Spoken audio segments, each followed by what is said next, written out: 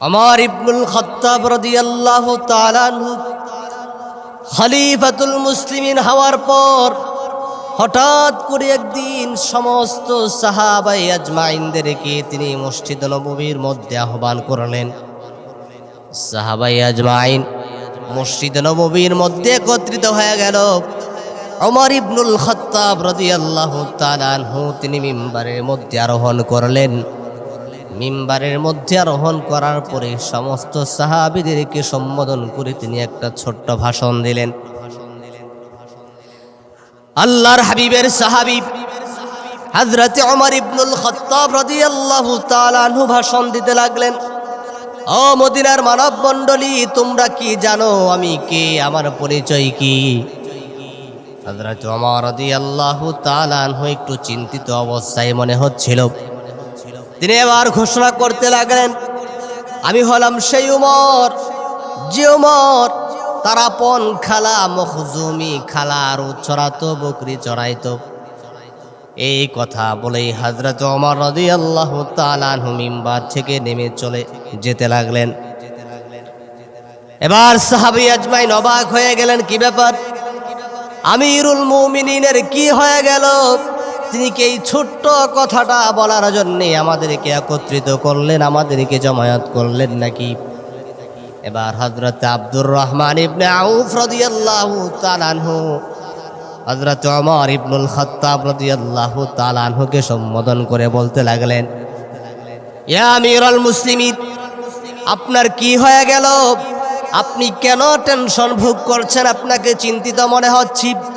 এই ছোট্ট একটি কথা বলার জন্যই কি আপনি আমাদেরকে একত্রিত করেছেন, আপনি আমাদেরকে ডেকেছেন?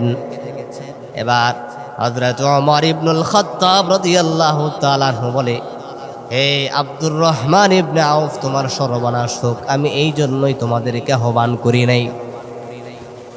সাহাবায়ে আজমাইন অবাক হয়ে গেলেন, কি ব্যাপার, তাহলে কোন কারণে আমাদেরকে একত্রিত করলো?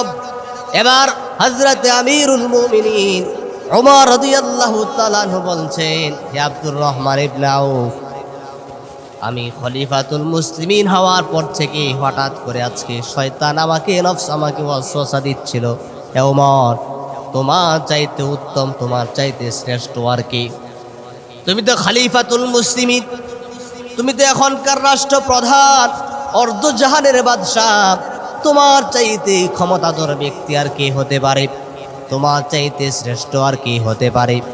আমাকে যখন শয়তান ওয়াসওয়াসা দিচ্ছিল, আমি আবার নিজেকে সংশোধন করবার জন্য মদিনার সমস্ত মানুষদেরকে একত্রিত করে আমি আমার পরিচয়টা জানাই দিলাম এবং আমি আমার নফসকে সংশোধন করে দিলাম। হে নফস, ভালো করে শোনো, ভালো করে জানো, তুমি খলিফাতুল মুসলিমিন হতে পারো, তুমি অর্ধজাহানের বাদশাহ হতে পারো। তোমার আসল পরিচয় কি তুমি ভুলে গেলা নাকি? আরে তুমি তো সামান্য খেজুরের বিনিময়ে বকরি চড়াইতা, তুমি তো ছাগল চড়াইতা, এটাই তোমার আসল পরিচয়। খলিফাতুল মুসলিমিন তোমার আসল পরিচয় না। আমি আমার মনকে স্মরণ করিয়ে দিলাম আমার আসল পরিচয় কি। আমি তো খলিফাতুল মুসলিমিন হওয়ার যোগ্য ছিলাম না, আমি তো ছাগল চড়াইতাম।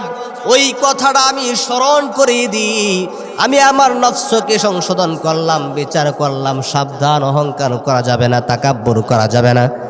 এই জন্য আল্লাহ রাব্বুল আলামিন বিভিন্ন জায়গায় আয়াত নাযিল করে বান্দাদেরকে স্মরণ করায়া দেয়, ওয়ালা তামশি ফিল আরদি মারহা, জমিনের মধ্যে দম্ভ করে চলবা না, অহংকার করে চলবা না, আল্লাহকে অস্বীকার করবা না। রাব্বুল আলামিন বিভিন্ন জায়গায় বিভিন্ন ধরনের উপমা দিয়ে, উদাহরণ দিয়ে দিয়ে বান্দাদেরকে স্মরণ করিয়ে দিতে চান। আল্লাহ তাআলা অন্যত্র আয়াত নাযিল করে তার বান্দাদেরকে স্মরণ করিয়ে দিলেন, কাইফা তাকফুরুনা বিল্লাহি ওয়া কুনতুম আমওয়াতান ফাআহইয়াকুম সুম্মা ইউমীতুকুম সুম্মা ইউহয়ীকুম সুম্মা ইলাইহি তুরজাউন। আল্লাহ রাব্বুল আলামিন তার বান্দাদেরকে স্মরণ করে দিলেন, ও আমার বান্দারা, কিসের তো অহংকার, কিসের তো তাকাব্বুর তোমাদের? কোন কারণে, কিভাবে তোমরা আমি আল্লাহকে ভুলে গেলা, অথচ তোমরা ছিলে মৃত? ওয়া কুনতুম আমওয়াতা ফাআহইয়াকুম, আমি আল্লাহ, তোমরা মৃত ছিল, তোমাদেরকে আমি আল্লাহ জীবন দান করেছি। আমরা আমাদের পরিচয় ভুলে যাই, সামান্য টাকা পয়সার মালিক হয়ে গেলে আমাদের ভিতরে অহংকার চলে আসি, তাকাব্বুর চলে আসি।